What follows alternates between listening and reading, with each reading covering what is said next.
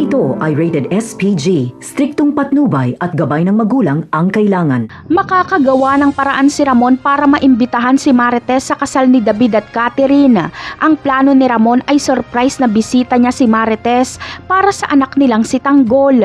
Hindi niya ipapaalam sa impostor na Tanggol na dadalo ang kanyang nanay sa kasal. Itatago niya muna si Marites, kaya siguradong masosorpresa nga si David kapag bigla ang magpakita si Marites.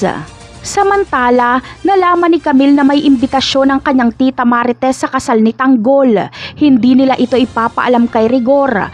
Ang pagkakaalam ni Camille ay hindi pupunta si Marites.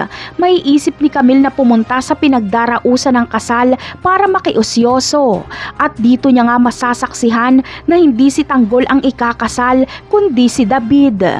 Ang masama pa ay madidisgrasya si Camille at manganganib ang kanyang buhay. Sana ay mabuhay si Camille para maikwento niya ang kanyang nasaksihan.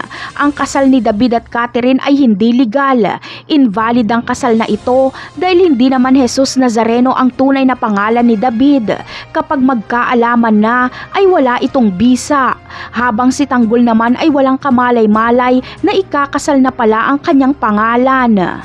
Sa araw na ikakasal si Catherine kay Jesus Nazareno Montenegro ay ito din ang araw ng pagyaman ni Tanggol dahil mahahanap niya ang brilyanteng Star Venus at ibebenta nila ito.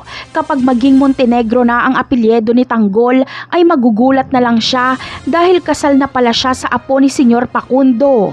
Kapag magkagustuhan si Catherine at Tanggol ay paninindigan nila ang kanilang kasal at mag-aasawa sila.